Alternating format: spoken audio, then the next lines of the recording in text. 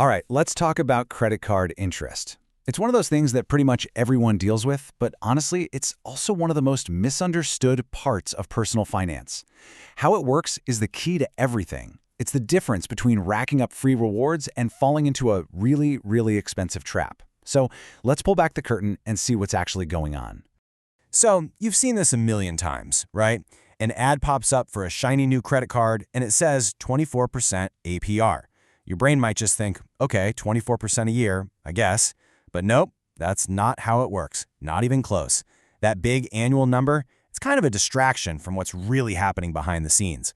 And here is the first big secret. That 24% APR, it's basically just for marketing. The number that actually matters, the one the bank uses to do all its math, is way, way smaller. They just take that 24%, divide it by 365 days in a year, and they get this tiny little percentage, about 0.065%. That's the rate they apply to your balance every single day. Now, don't let that tiny number fool you. It looks harmless, right? But that little daily percentage is the engine that drives the entire system. Seriously, whether you end up paying thousands in interest or absolutely nothing at all, it all comes down to how you handle this one tiny number. So how do you make that daily rate completely irrelevant? How do you pay zero interest, like ever? Well, the answer is a feature that's built into almost every card, but it's a feature that a lot of people just don't fully get. It's called the grace period. Let's just define this really clearly. Your credit card runs in billing cycles, right? Usually about a month long. When the cycle ends, they send you a statement. The grace period is that window of time, usually about 21 to 25 days, between when the statement is issued and when your payment is due. And here's the magic trick. If you pay off every single cent of that statement balance within that window, the bank legally cannot charge you any interest on your purchases. It's really that simple. So here's what that perfect play looks like, broken down into 4 easy steps. 1. You use your card, you make your purchases. 2. You get your bill. 3, and this is the most important part, you pay the full statement balance. You completely ignore that minimum payment number. Do that by the due date. And what's the result? Step 4, you just got a free loan from the bank for about a month. And honestly, that is exactly how credit cards are supposed to be used. They're not designed to put you in debt, they're designed to be a tool. You get free short-term credit for your expenses, and you get to collect all the rewards and points. This is the game you want to be playing. But, of course, things can go wrong. The entire credit card business model is built on the fact that millions of people don't use that grace period perfectly. So let's flip the coin and look at how that interest trap gets sprung. Okay, here's the first mistake people make all the time. Let's say your balance is $10,000 and you make a pretty decent payment, right? $2,000. You might think, okay, great, they'll just charge me interest on the $8,000 I still owe. And you're right, they will. But here is the brutal catch, the part that gets almost everyone. As soon as you don't pay in full, you lose your grace period. It's gone, instantly. That means every new purchase you make, coffee, gas, groceries, starts collecting interest from the very second you swipe your card. And now, for the most dangerous trap on the whole statement, the minimum payment. Let's be crystal clear. Paying that $300 minimum on a $10,000 balance does exactly one thing for you. It stops you from getting a late fee.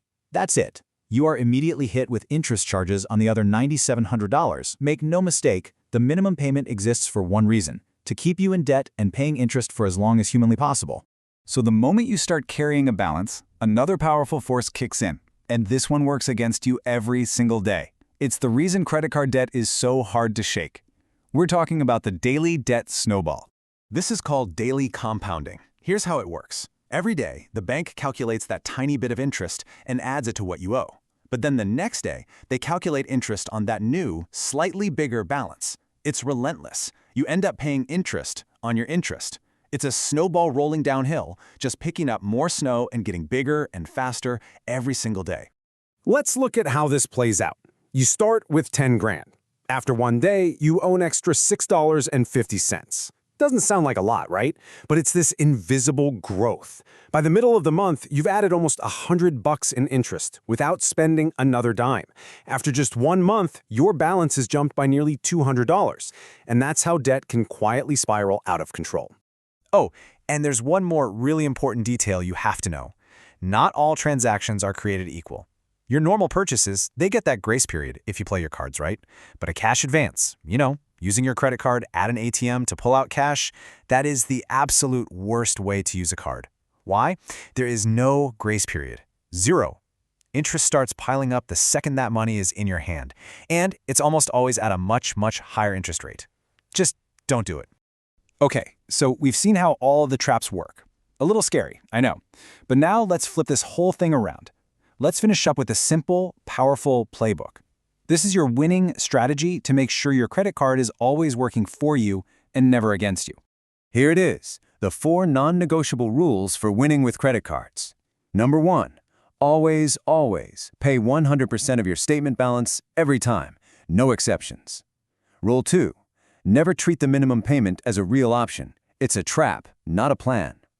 3, avoid cash advances like the plague. It is the most expensive money you will ever borrow. And finally, Rule 4, track your spending.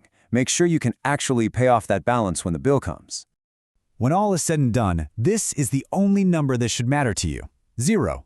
That should be your goal every single month. You follow the rules, you get all the perks, the rewards, the convenience, the purchase protection, and you pay exactly $0 for the privilege. So I'll just leave you with this question. Now that you know the real mechanics, the daily rate, the grace period, that compounding snowball, I want you to really think about your own habits.